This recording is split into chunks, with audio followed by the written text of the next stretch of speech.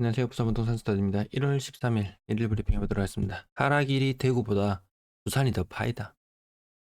서울 사람들이 뜻을 짐작조차 못하는 경상도 사투리 1위. 파이다. 부산이 더 파이다. 별로다. 이 말씀 모르는 분 없으시죠? 어떤 부분이 더 파인지 한번 살펴보도록 하겠습니다. 주간 실거래 지수상으로 보면 분명히 대구가 하락률 1위, 부산이 하락률 2위예요. 대구 하락률 1위긴 하지만 마이너스 30% 느낌. 부산은 마이너스 0.7 하락률 2위긴 하지만 마이너스 28% 느낌. 왠지 더 빠질 자리가 남아있는 것 같습니다. 어제전 뉴스를 보고 좀 놀랐는데요. 자영업자 신용 사면 추진. 신용 너 별로 안 좋네 보니까 대출 안 해주겠다. 이런 것을 신용 차면을 해주면은 대출을 해주겠다. 이런 의미로 보여준대요. 야, 이거 카드 사태하고 비슷하지 않나요? 이 신용 없어서 갚을 능력 안 되는 사람한테 카드를 무한정 발급해줬더니 그 후에 카드사 망하는 이런 일이 있었죠. 자, 그러면 이번에 신용 사면을 통해서 또다시 대출이 남발된다면 지난 정부도 그 지난 정부도 그렇고 뭐든지 눈덩이처럼 이거 스노볼 한다 그러나요? 네, 스노볼해서 다음 정권으로 토스만 해주면 끝나는 느낌. 야, 무사히 넘어갈 수 있을까? 이런 느낌이 자꾸 듭니다. 장사 안 될 만하죠. 쿠팡 이용하는 고객 가정당 가구당 한 38만 원 정도 월간 이용액 기준 38만 원 정도 된대요. 그 여기서 거의 해결하는 거죠. 밖에 도로에 차가 많던가요? 뭐 사러 쇼핑도 가야 되고 해야 되는데 안 돌아다니고 온라인으로 다 주문해버린다. 예전에는 대형마트와 전통시장이 서로 힘겨루기를 했다면 이제 대형마트와 전통시장이 연합을 해서 이 쿠팡과 힘겨루기를 하려고 해도 버거울 정도의 느낌입니다. 저도 일주일에 한 두세 번은 주문하는 것 같습니다. 또 코로나 때보다 마트고 어디고 간에 더 안 좋대요. 뭐 어디는 뭐 20% 정도 전년 코로나 때보다 매출이 빠졌다 뭐 이런 이야기도 하는데 체감상은 아마 더 빠지지 않았나 싶습니다. 대구 경북 여전히 자영업 비중 높습니다. 쿠팡 말이 나와서 말이지. 어떤 분이 말씀하셨어요. 제가 이렇게 좀 대놓고 광고를 하니까 자꾸 광고하기도 그렇고 후원해달라고 하기도 그렇고 참 그렇다 하니까 어떤 분이 명구스러워하지 마라 이 표현을 딱 써주셨어요. 부끄러워하지 마라 이 말이죠. 이 말을 딱 듣는 순간 제가 이렇게 압축적으로 말할 수 있었음에도 불구하고 부끄럽고 민망하고 이렇게 좀 망설이고 있었는데요. 해주세요. 어차피 하시는 거 한번 좋아요 한번 누를 시간에 밑에 링크 한번 눌러 놓으시면은 24시간 내로 물건을 구매하시면 저에게도 혜택이 오거든요. 네, 부탁드릴게요. 110 대책이 나왔지만 오직 공급 일변도로 나오고 그 이후로 부동산 커뮤니티에서 110 대책에 대해서 이야기하지를 않더라. 입에 담지를 않더라. 뭐 이딴 대책을 내놨어 라고 비판은 하고 싶지만 그러면 더 안 좋아질까봐 이러지도 못하고 저러지도 못하고 차라리 입을 닫아버리더라. 매도 물량 작년 말에 5만 2천 개 정도 수준이네요 했는데요. 거의 5만 2천 개 근접해 있죠. 사람들은 이런 드라마틱한 2022년 23년 초반에 무슨 대책이 나올 줄 알고 급격하게 매물이 빠져나가던 이 시기 너무 많이 떨어졌어 이 가격에는 못 팔겠어 하면서 매물이 빠지기도 했고요. 근데 지금은 대책이 나왔는데 대책 없이 매물만 더 늘어나고 있다라는 부분. 전세 물량 월세 물량 어제 말씀드려서 지나갈게요. 자, 분양권 매도 물량도 조사해서 일주일에 한 번씩 말씀을 드리죠. 지난주보다 매도 물량이 늘었어요. 근데 질이 더 안 좋아져요. 질이 더 안 좋아집니다. 입주 감소로 인해서 75개가 줄어들었는데 분양권 24개가 늘었다. 그 말인즉슨 99개의 여기 0이라고 표시가 혹시나 안 되었다면 99개의 매물이 늘어났다. 100개 정도 매물이 늘어났다. 이렇게 보시면 되겠습니다. 강동동, 강서구, 강동동 186에서 203, 지장읍 38에서 42, 일강읍 28에서 32, 대연동 170에서 193, 입주로 인해서 무연동, 입주로 인해서 물량이 줄어드는 곳을 제외하고 나머지 동네는 웬만하면 분양권 매도 물량이 다 늘어났다. 그래서 여기 애단한 부분이 여기에 나타납니다. 좀 있으면 한 두어 군데서 볼 수 있습니다. 자, 부산의 매수 심리는 11.5, 의미 없이 낮은 수치죠. 매도세가 여전히 강하다는 부분, 거래량은 53건 중에서 신고가가 무려 5건. 대단해요 라고 할 수 있나요? 자, 한번 봅시다. 53건의 거래량, 대구는 54건, 서울은 64건, 다 고만고만해졌습니다. 이게 제가 말씀드렸던 뉴 노멀, 새로운 시대가 왔다. 새로운 표준으로 자리 잡을 수 있겠다.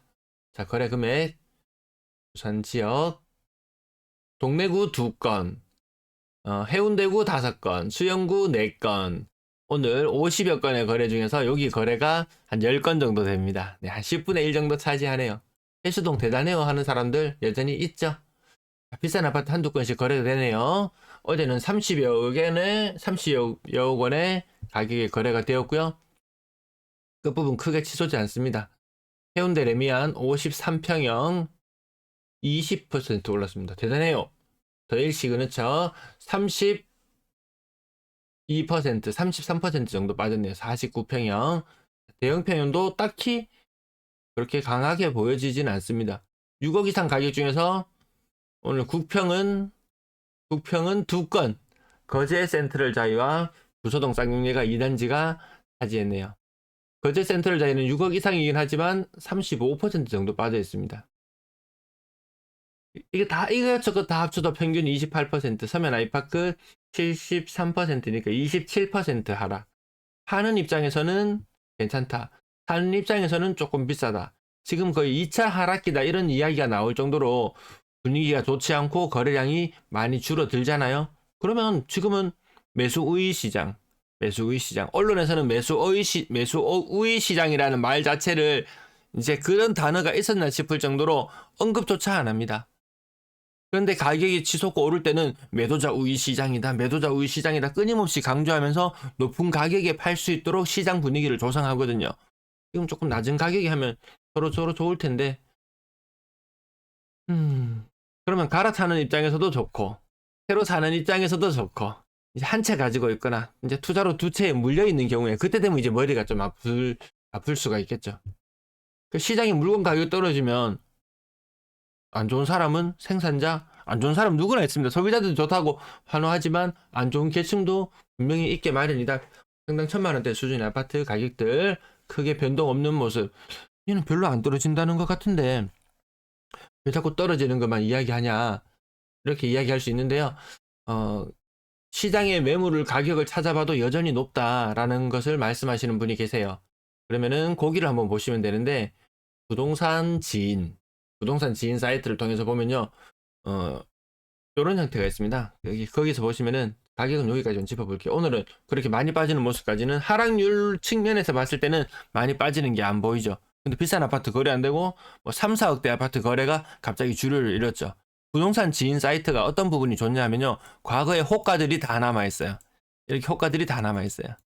근데 최근에 시장 분위기를 보면 호가가 이렇게 내려와요. 시간이 갈수록 호가 구름대가 이렇게 내려오더라는 거죠. 점점. 실거래가는 세모 형태로 표시가 되는데요. 실거래가가 이렇게 실거래 가격이 이렇게 형성되어 있는 것이 흐름이 어떻게 가는지 알 수 있습니다. 이런 현상이 생기는데요. 이 현상이 의미하는 것이 무엇이냐 하면은 처음에는 호가 상당 높은 것도 있고 낮은 것도 있고 중간 정도의 거래가 돼요. 근데 나중에는 서로 경쟁하듯이 호가를 막 낮춰서 물건을 내놓기 시작합니다. 그럼 실거래는 낮은 가격에서 이루어지는 그런 현상들도 목격할 수 있습니다. 부동산 지인 사이트 통해서요. 아파트 실거래 가격들 한 번씩 체크해보시 관심 있는 단지 내가 사야 되겠다 싶으면은 분위기를 한번 보시면은 호가의 구름대가 움직이는 방향이 명확하게 보입니다. 사람들의 심리가 움직이는 방향이 명확하게 보입니다. 부산이 대구보다 더 파이다라고 말씀드렸던 부분은 무엇이냐 하면요. 자, 지난달 같은 날과 거래량을 견줘봅니다. 지금 거래량은 우선 1430건, 거래가 92% 정도 지금 성립이 되었거든요. 남은 8% 거래가 더해지면 이번 달 거래량은 1550건. 제가 여기 1600이라는 숫자를 오랫동안 써놨는데요. 그것보다 조금 못한 1550건 정도의 거래량으로 완료가 될 것 같고 12월 거래량 대비 1월의 거래량이 같은 날 294에서 248로 바뀌었어요. 근데 대구는 이 오른쪽 숫자가 1월의 거래량 숫자가 더 높아요. 12월의 거래량 같은 날 체크했는 것보다 더 높아요. 이런 측면에서 봤을 때 부산이 거래량이 더 줄어들 수도 있겠고 가격이 더 빨리 빠질 수도 있겠다. 대구보다 부산이 더 파이네요. 이렇게 이야기할 수 있는 부분입니다. 자, 건당 거래 대금은 특례 종료 이후에 소진되었습니다. 그리고 이번 달 1월 말이 되면요. 특례 우대형도 소진이 됩니다. 이제 DSR을 우회할 길이 없더라. 4월달경에 스트레스 DSR 도입된다고 했나요? 이런 이야기는 언론에서 이야기가 없어요. 이거 뉴스에 뭔 얘기 나왔나 싶어서 찾아보려면 한참을 뒤적거리고 검색을 해야지만 가능하더라. 부동산 공급 대책이 나왔을 때는 대서특필돼서 언론의 일면에 장식하죠. 근데 그마저도 지금은 사라지고 갑자기 코인 이야기와 주식 이야기로 도배되기 시작했어요. 부동산 대책이 나오면 시끌벅적 해야 되거든요. 뉴스도 안 나와요. 왜? 별 실효성 없는 대책이거든요. 부동산 커뮤니티에서도 떠들지 않아요. 왜? 별 실효성이 없어 보이니까. 요즘 방송이 조금 많이 길어졌죠? 거래량 이 보이시잖아요. 또 똑같은 느낌 들지 않습니까? 똑같은 느낌 들지 않습니까? 거래량도 다시 한번 볼까요? 거래량 흐름도 이때가 차라리 더 좋았지. 똑같은 느낌? 더 작은 반등? 감당할 수 있겠습니까? 실거주 입장에서는 한 채 사야 되겠다. 무조건 사지 마라 이야기하지 않습니다. 더 많이 떨어지는 거 잡으면요. 혹여라도 더 떨어지더라도 안전방. 조금밖에 안 떨어진다면은 어차피 임대료 내고 사는 것보다 더 싸네. 그 안정감도 무시할 수 없거든요. 근데 돈 한 구더기 들고 들어가가지고 들어앉아가지고 내 집하고 안정감하고 그렇게 자유하고 살 수 있나요? 그거 안 될 거예요. 힘들 거예요. 말은 그렇게 해도 속으로는 썩어 들어가거든요. 분양권 그래도 아직까지 아는 사람이 좀 받아주네라는 느낌 들 정도. 분양권 거래량 이번 주에 조금 많았습니다. 56건. 전세 거래량 이거 어제 말씀드렸다시피 부영 사랑으로 때문에 부산의 전세 시장이 굉장히 양호한 것처럼 보입니다. 부산의 매물대도 사실 찾아보면은 거래량이 한 20% 정도를 빼고 계산을 하면은 생각보다 매물이 훨씬 더 많게 느껴진다는 말씀도 드렸습니다. 평균 전세 가격 2억 2천. 네, 뒷부분 조금 줄일게요. 네. 월세 시장 월세 폭등 그 있잖아요. 2년 전에 전월세 신고제 나오지도 않았지만 임대차 3법이 시행되면 폭등한다 그랬는데 그 뉴스 나오고 잠깐 폭등했다가 그 이후로는 너무나도 안정적입니다. 오히려 같은 월세의 조건이라면 보증금은 더 떨어지는 이런 상황. 네, 시청해주셔서 감사합니다. 즐거운 주말 되세요.